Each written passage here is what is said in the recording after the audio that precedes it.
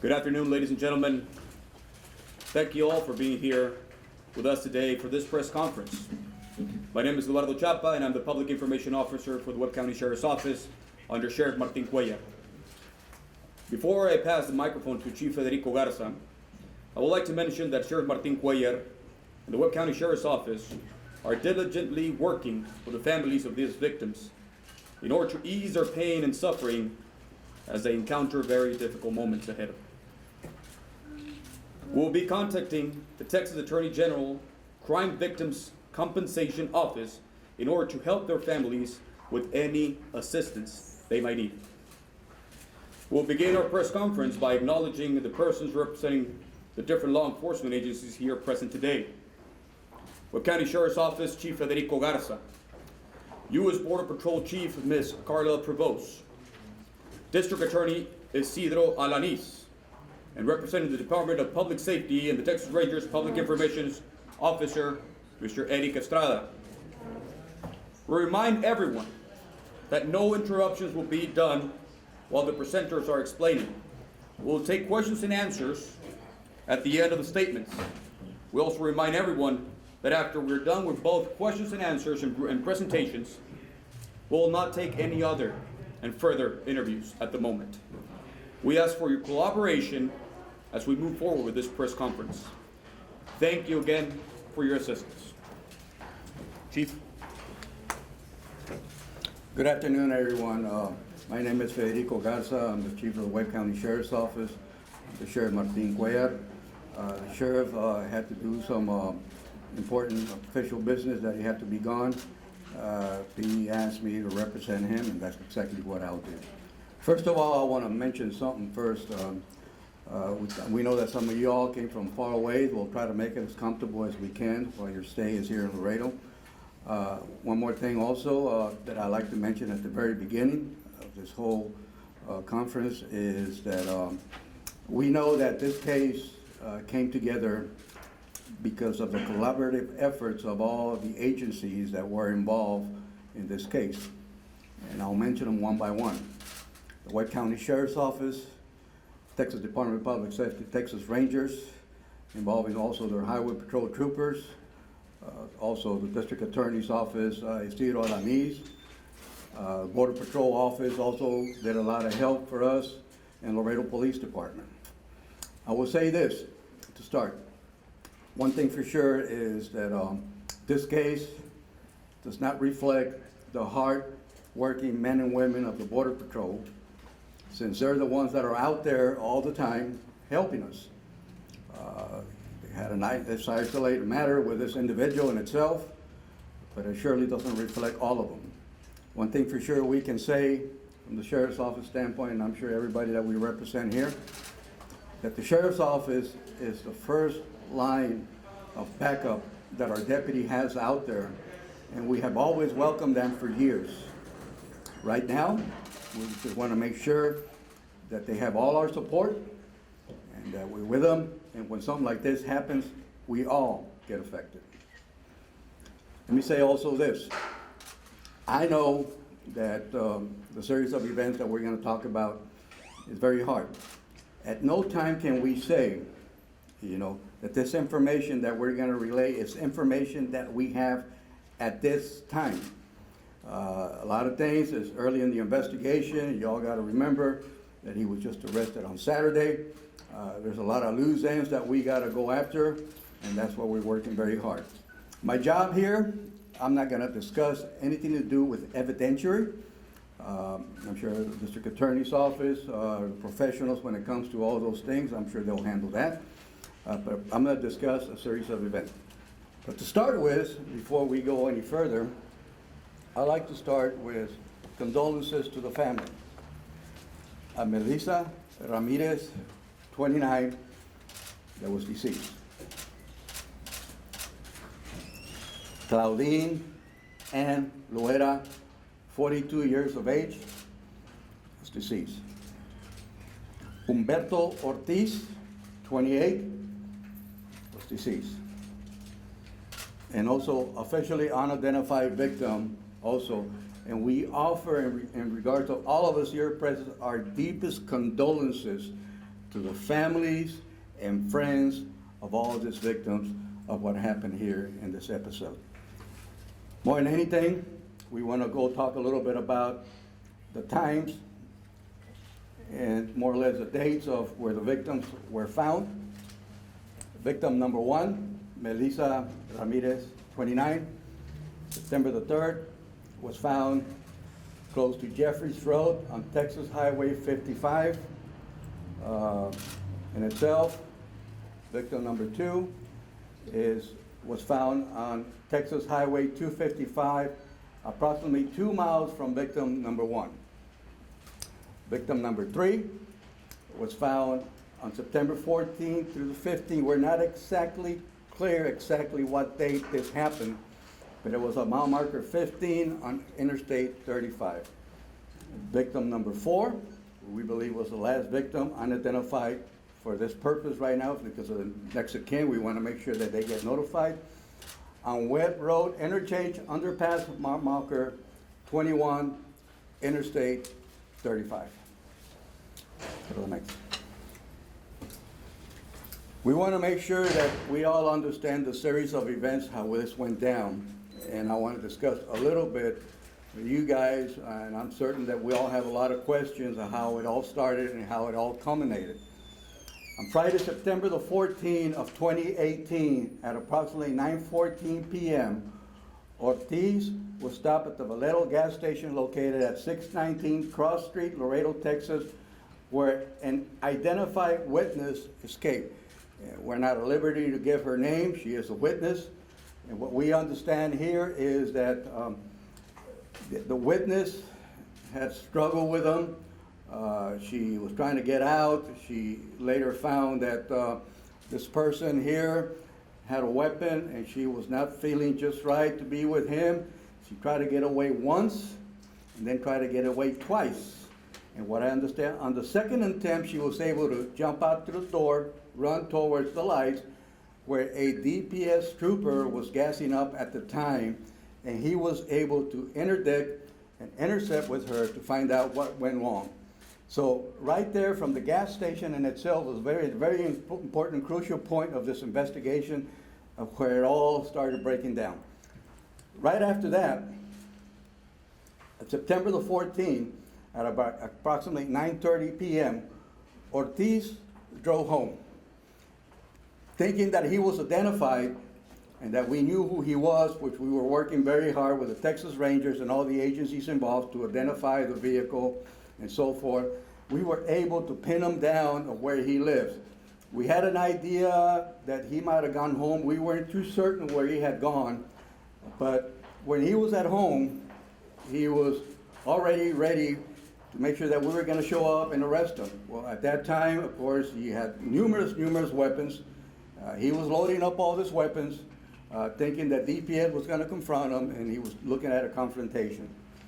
Thank God that didn't happen. Right about on September the 15th, at approximately 1 a.m., Ortiz was encountered by a DPS trooper at the Laredo gas station located at 2701 San Bernardo Avenue here in Laredo. And during that time, when this was happening, when the DPS troopers confronted him, he had actually left the weapon inside his pickup and went inside the gas station for arrest room relief. To his surprise, he wasn't certain yet where exactly law enforcement was, but troopers had information from all the agencies that we were on the lookout for him. Right there at that point, when he comes out, you know, the officers, both troopers confronted him. One of them attempted to tase him, and he ran. He ran all the way to the Hotel Ava, which used to be the old Ramada Inn. At the Hotel Ava, on September the 15th, 28, at approximately 2:34 a.m., Juan David Ortiz, 35, was apprehended by the Webb County Sheriff's Office SWAT team and assisted by the DPS troopers. What we understand is that he was hiding in the dirt flat of the parking lot under a pickup truck, or close to a pickup truck, and what he was going to do, he was trying to commit suicide by cop. He was gonna try to use his phone to make it look like it was a weapon. It didn't happen. He was apprehended without incident and taken to the Webb County Sheriff's Office substation. Juan David Ortiz, 35. Of course, if anything, I believe Ortiz targeted all victims due to their profession and being vulnerable. In addition, all the victims were defenseless, and at one point, Ortiz was able to gain their trust and then viciously shot them. In an overall nutshell here, the perpetrator made a mistake, and law enforcement capitalized on it. And that's how we were able to capture him. Ladies and gentlemen, please help me welcome District Attorney Isidro Alaniz for some remarks. Thank you. Good afternoon. First of all, my condolences to the families and friends of the victims of these horrific crimes. As Webb County District Attorney, I want to congratulate the efforts of the combined law enforcement agencies that were involved in this investigation.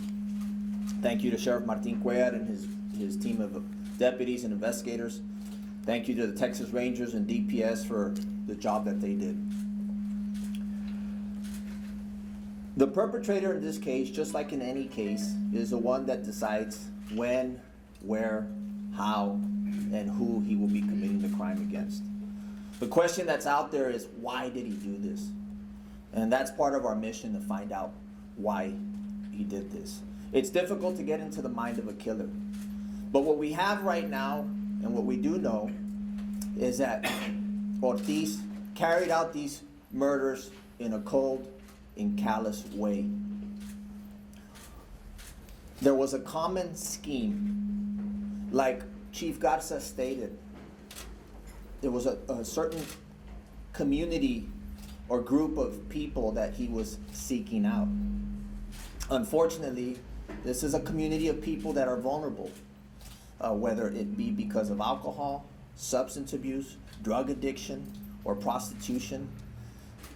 Ortiz is the one that decided who he was going to target.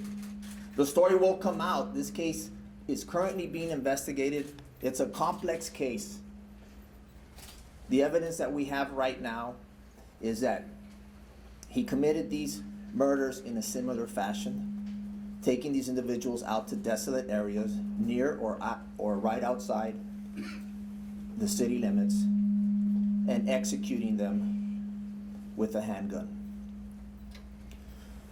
Thanks to the victim who escaped, law enforcement got a break, moved quickly with the information and intel that they had. Thank you to the good work by DPS in apprehending him.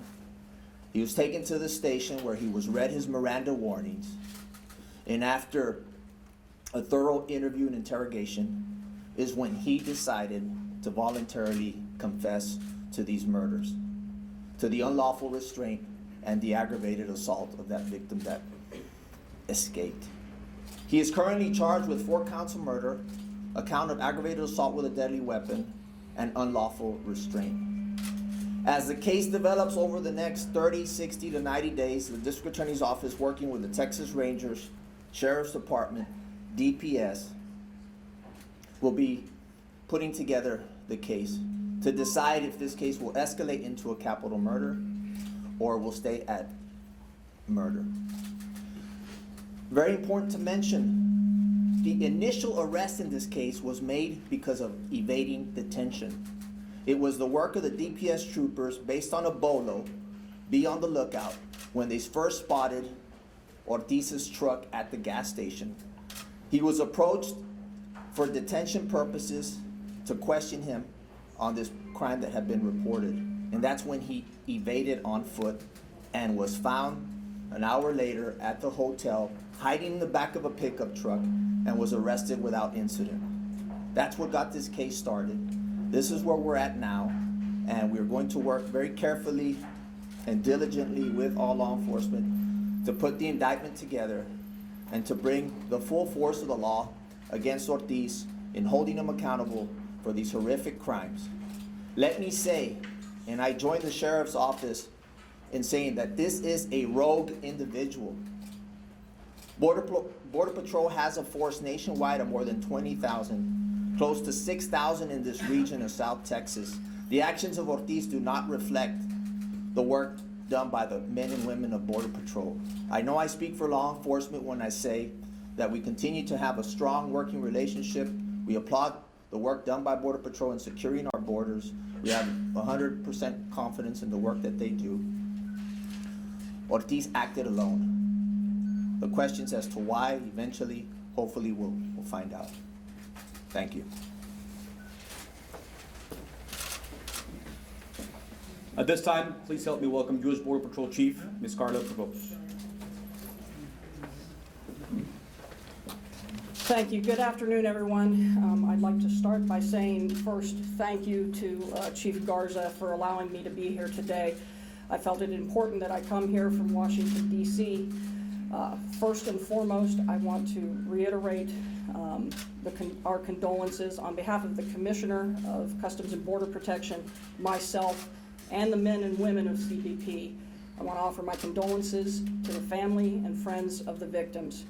As it has been stated numerous times, these are horrific crimes, and this was one rogue individual, and I appreciate the support that we have received from both the sheriffs and the district attorney. My men and women on a day in and day out work diligently with our law enforcement partners to help protect not only the communities that they live in, but also the country as a whole. And I would hate for this to tarnish the great work that those men and women do. I will tell you that Mr. Ortiz has been placed on indefinite suspension, unpaid suspension at this point, and we have been and we will continue to cooperate with all of the investigative parties throughout the investigation, and they will have our continued support. I thank you again for the opportunity to come here. I am here to support my men and women. Obviously, it has had an extreme impact on them. I cannot imagine the impact that this has had on this community. And once again, I am sickened and saddened by the events that have occurred, and offer my deepest condolences to the families and the friends of the victims. Thank you. Ladies and gentlemen, before we conclude and we go into questions and answers, please help me welcome Chief Federico Garza for some closing remarks. Two things. The sheriff is working very hard in trying to get help for the victims involved, you know, in this series of events that we had. When I'm saying about the victims, I'm talking about the family members, and I'm sure Mr. District Attorney's Office will be involved with that too, and that we will be collectively working very hard with giving them some help. The same token, we want to make sure and assure the community out there that the killings will stop. We're certain that we have the right individual, and we want to make rest assured the community that we serve that we can go on with our business. We're hopeful that at the end justice will be served without a doubt, and we're asking the public to continue to support law enforcement in the times that we live today, and hopefully at the end we all can work together like we did in this case. A good example of that, we will serve this kind of crimes. And we thank you all very much for being here, and we'll raise some questions now. Can we get some brief remarks in Spanish, please? Can you turn off the podium? Can we get some brief remarks in Spanish, if you would, please? We'll try our best. Claramente, no, para decir unas cuantas cosas, trabajando todos juntos, aquí como policías, agencias del alguacil, agencias del District Attorney's Office, Department of Public Safety, Departamento de Seguridad Pública, Texas Rangers, y los State Troopers, Laredo Police Department, Border Patrol. Todos tuvimos un buen enganche trabajando juntos de poder traer lo que trajimos en este caso y traer la persona que cometió las 4 muertes, you know, en los días de septiembre 3 y culminó al día de septiembre 15, casi 2 semanas. Muy bien los agentes del Departamento de Seguridad Pública, igualmente como los agentes de CID, del departamento de nosotros de aquí, del sheriff, trabajaron muchas horas juntos. Teníamos muchos leads que estábamos persiguiendo y claramente cada uno de esos leads se debe de investigar totalmente. Y tuvimos una buena oportunidad que quebró el caso. Hubo una oportunidad de que el perpetrator cometió varios errores, pues fue un error grande cuando tuvimos a una joven que se pudo salir y se escapó de las manos de esta persona que a algún punto nosotros pensamos que también posiblemente la iba a matar. Vemos la confianza de esta mujer joven, que ella fue, como nos dijo el fiscal, una de las personas que ayudó a quebrar este caso completamente como lo tenemos ahora en día. Claramente no queremos discutir nosotros los detalles de las cosas de evidencia, ¿verdad? Es muy importante que el fiscal tenga toda la evidencia que él pueda agarrar para traer justicia en este caso, pero también al mismo tiempo queremos nosotros ofrecerles a la familia nuestras condolencias, ¿verdad? Claramente es algo duro para toda la comunidad.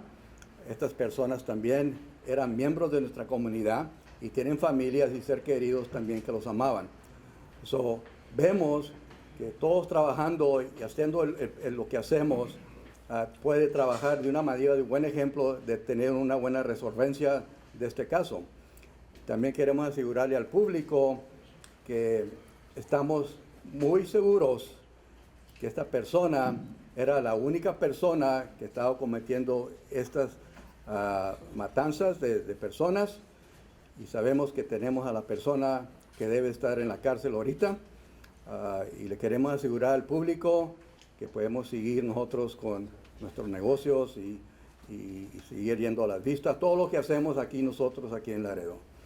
El fiscal lo asumió, ¿no?, cuando estábamos nosotros allá afuera el día del sábado, que el Laredo sigue creciendo, ya no es el mismo Laredo donde crecimos la mayoría de nosotros, y con esas consecuencias viene el crimen como este. Pero gracias a Dios a las autoridades que lo pudimos resolver. Permíteme. Usted mencionó en inglés la parte donde él se estaba preparando con armas. ¿Podría hablar un poco más en español sobre eso? Mire, lo que tenemos ahorita es que cuando la información que tenemos y como hablamos temprano, esta información que estamos recibiendo, como hablamos, eso no quiere decir que la información no va a cambiar más adelante. Pero la información que tenemos es que él estaba esperando que nuestras agencias policíacas llegaran a su casa y se quería confrontar en una balacera con ellos. ¿Tenía armas? Tenía armas. I have a question. This is for DPS and also for sheriffs. Reading the affidavits, we get the sense that the second victim, Webb, was aware that Ortiz had been the last one taken, the last one seen going with Ramirez, the first victim. It sounded like there was some sort of knowledge within that community that Ortiz was a suspect. Had this been communicated to police or to authorities? Were there any inroads with this community established, or were they disconnected from authorities? Well, let me refer it to you this way. He took advantage of the vulnerability of this community. So in this instance, he had the trust of most of the victims that were involved in this killing. So he took that opportunity to commit this crime. He knew that the victims were harmless. They really didn't have a defense against him. So he found the crime of opportunity to take advantage of these victims. And at this point, that's all we know at this time. I'm sure later, as the investigation goes on, we will develop more or less a profile of this person, of what he was up to and what he was doing. It'll be historical, and we'll follow that up. Gentleman in the back. Gentleman in the back. Sheriff, can you tell us are you confident that you're not going to find any more victims? Well, we're not confident of that, sir. We know that it's still an ongoing investigation, and we will do a historical research everywhere that he has been to see if we have a pattern of victims such as this, and we'll continue the investigation there. Ma'am? Yes. Wait, ma'am? Thank you. Yes, I ma'am. have a quick question for Chief Provost, please, if you would please. Thank you so much. Yes, ma'am. I think at best what could be described as a series of very tragic coincidences for the Laredo sector. The Guatemalan woman who was shot to death by an agent who found her hiding in the bushes in Rio Bravo. The double murder of another agent, a mother and child, and now this horrible situation. Tell me, what can you as the natural chief learn, or perhaps is there a lesson to be learned here? Is there something more that could be done for the Laredo sector? Advice, counsel, training, what can you say?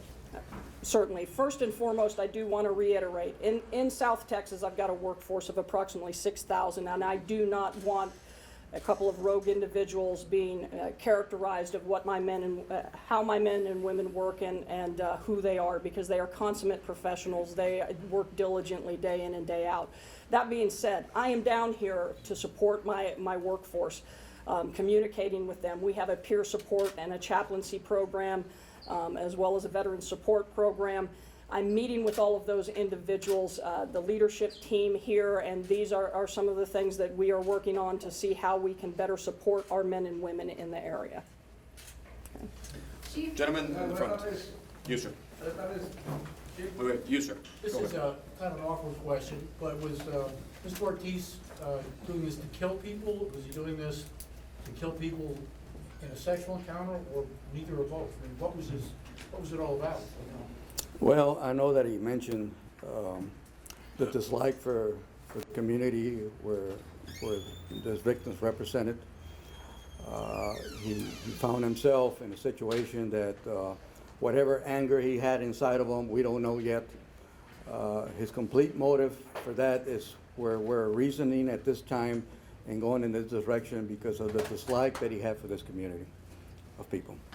Here in the front. Yes, also for Chief Provost, and if you can speak on behalf of your agency there, has the lowering of standards, hiring standards for this law enforcement agency at a federal level have anything to do, does it come into play with maybe some of the attitudes, or not attitudes, but I guess what we've seen lately, especially out of the Laredo sector?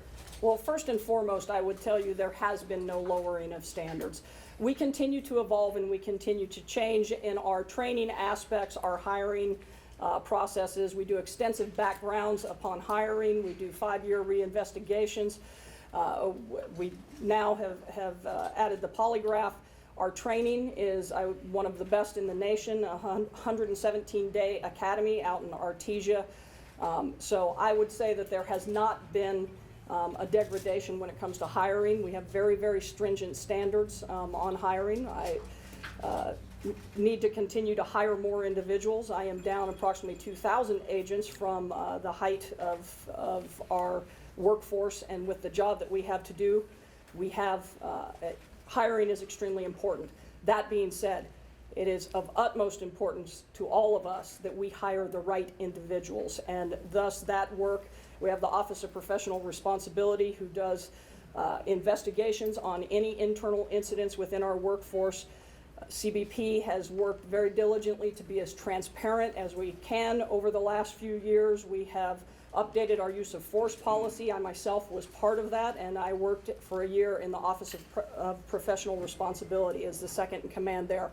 So this is something that we take very, very seriously. But that being said, I once again would say the actions of a couple of individuals versus the size of my workforce of 20,000, I know the great things my men and women do. I know the great training that they receive, and this is just not indicative of my workforce. How often? Gentlemen in the back, please. Adelante.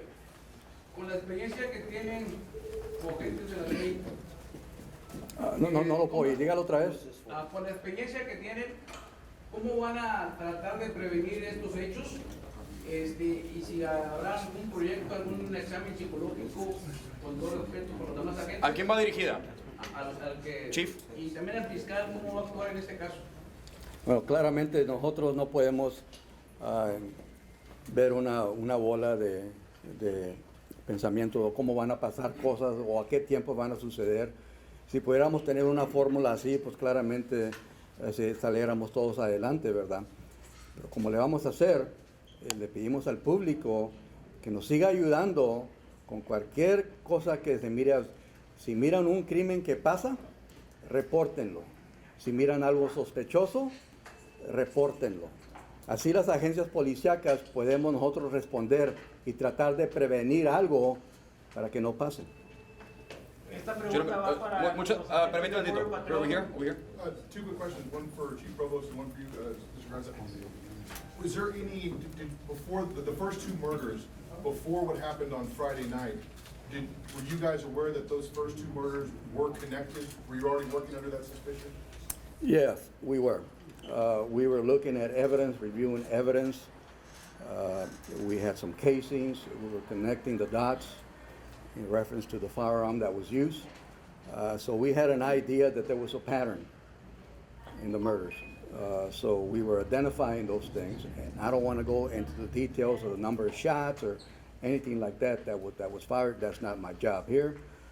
But I will tell you this, yeah, we were investigating those factors. And real quick for Chief Provost, is there anything you can tell us in Mr. Ortiz's disciplinary background that would be any red flags as to how this might have happened? Is there anything in his background that you can share for us? I think probably the best thing here for me to do is to pass this on to Juan Benavides, who is the special agent in charge of the Office of Professional Responsibility here in the area. Juan, would you like to address? Sure.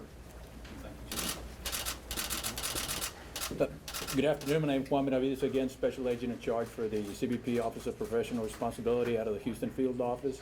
And to answer your question, sir, no, there was nothing in his background certainly that would have alerted CBP or have indicated that Mr. Ortiz was capable of anything like this, and nothing disciplinary, nothing significant of discipline in his background. He has a clean record? He has a clean disciplinary record? I believe he's got one minor allegation against him and investigation, but it certainly nothing to indicate this sort of behavior. Gentleman in the front. This is the second for the sheriff's office. Did Mr. Ortiz know his victims, or were they like picked up randomly? And also follow up to that, did he use any of his sort of border patrol job to sort of perpetrate these? Yeah, to answer the first one, yes, he did. He had entrusted his victims to come along with him several times. I won't mention the number of times, but he entrusted them in that way. He knew the victims, and the victims knew him, some of them that we know of. To say that if he used his office or his colors to prey his victims, no, we don't have that information. Never like flashed a badge, never had his uniform on. Other than all they saw was a weapon on him. Esta pregunta va para los policías. Permíteme. Fiscal, queremos saber cuál es la calificación que se le va a dar. ¿Puede haber muerte capital o puede buscar usted la muerte capital, dado que el tipo de crímenes fueron muy violentos? Están para enviar un mensaje a quienes se involucren en este tipo de casos. ¿Cuál sería su posición? Primeramente, mi más sentido pésame a las familias de las víctimas en este caso. Estamos trabajando muy cerca con las autoridades en este caso. Quiero decir que este es un caso complicado. Vamos a estudiar la evidencia que, como dice el chief, assistant chief del alguacil, se está juntando ahorita la evidencia. Esa evidencia se va a analizar. En este momento los cargos son de homicidio. Estudiando los datos, características de cada crimen, de cada homicidio, vamos a ver si quizá se va a poder determinar si llega al nivel de homicidio capital.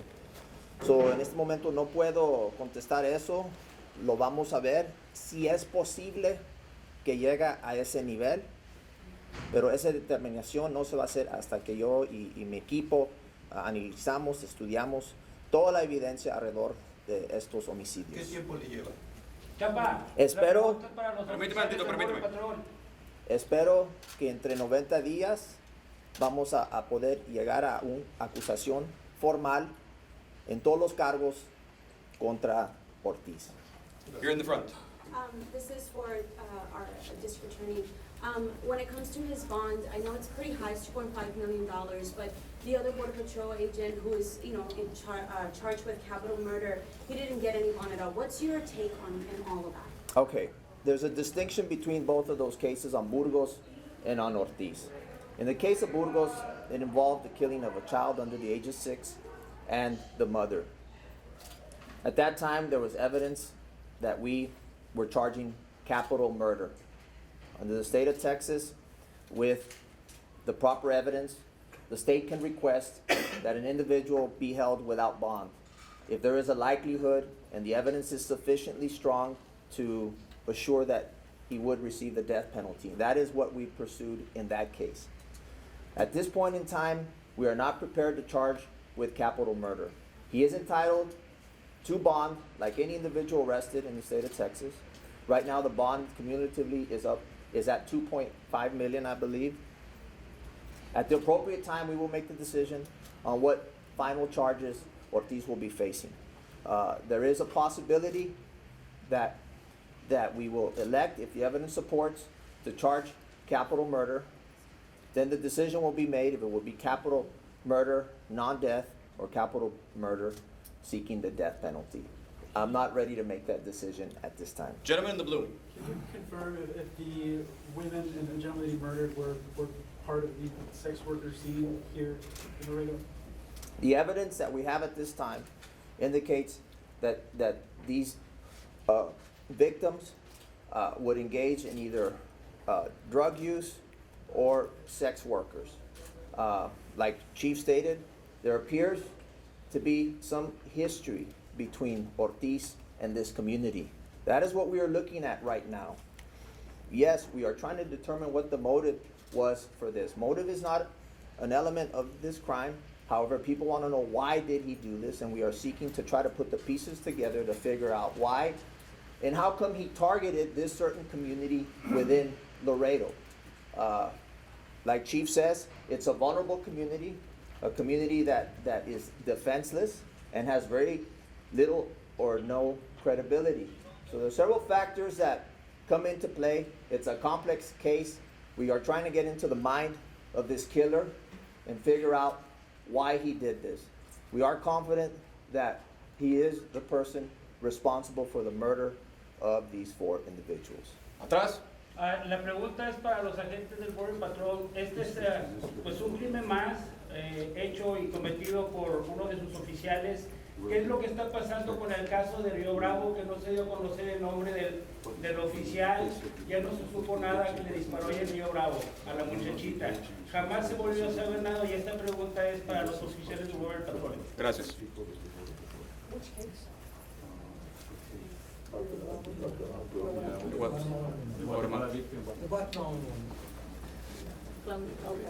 Well, do you want to answer that because of the investigative side, or do you want me to? Can you answer in Spanish, please? I'll let you. English and Spanish?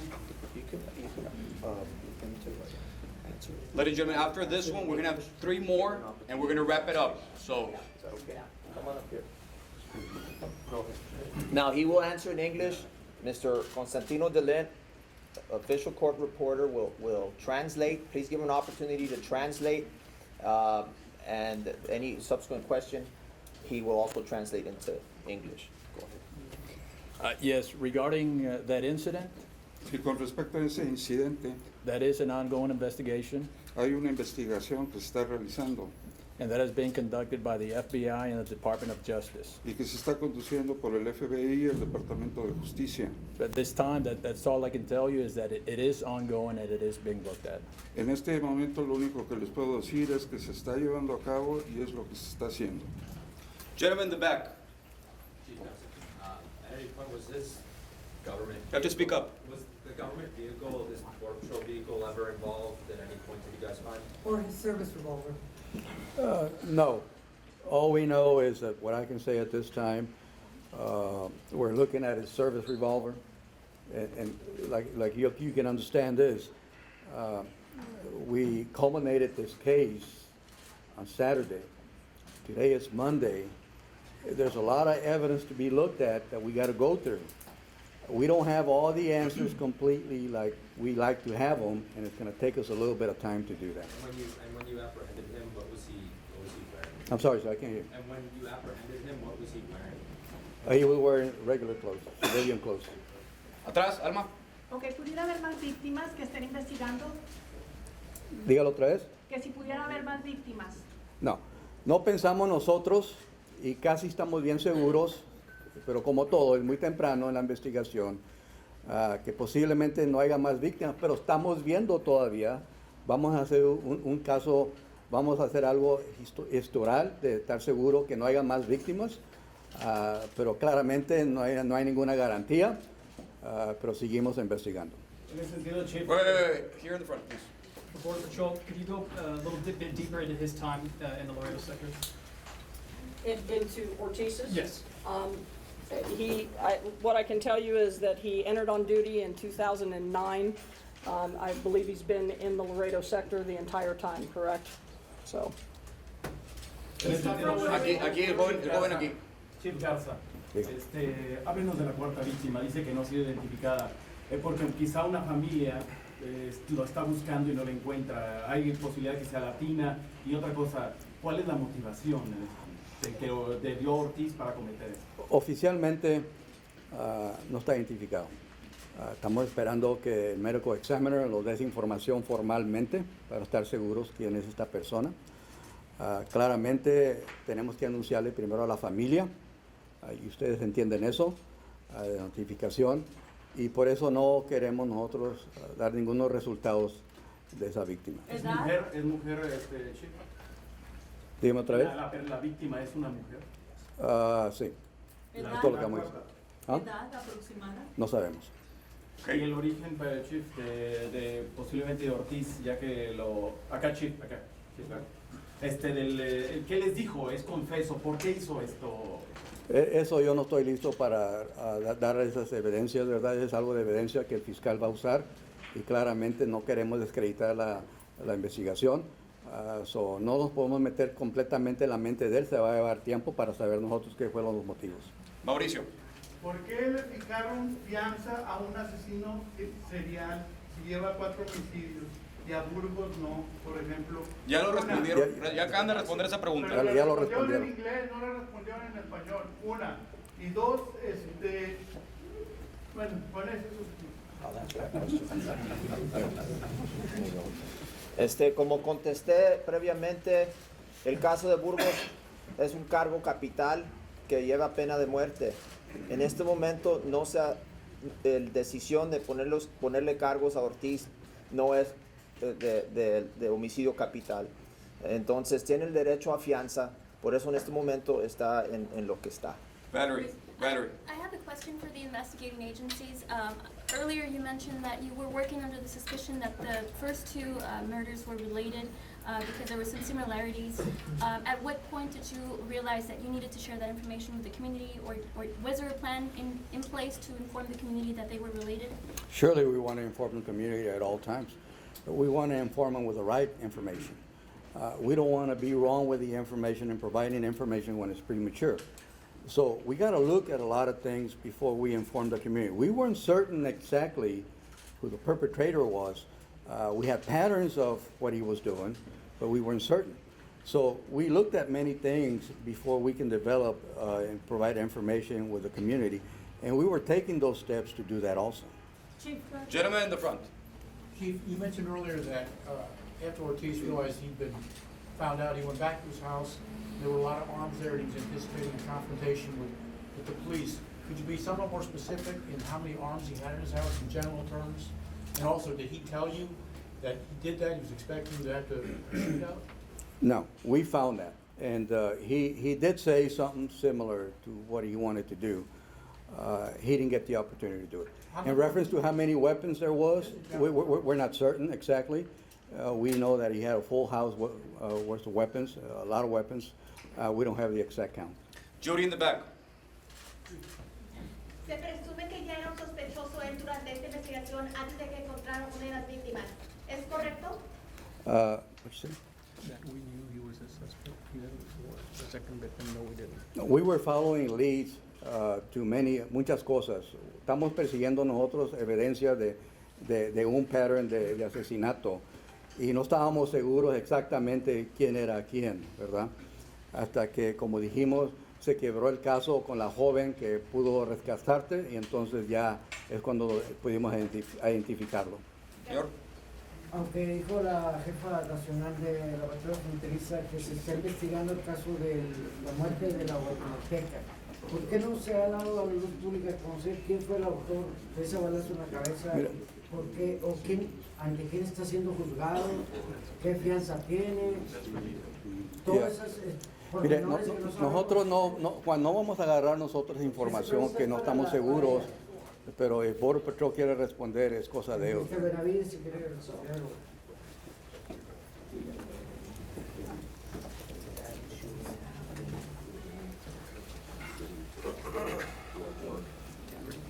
That's why his name is not being revealed.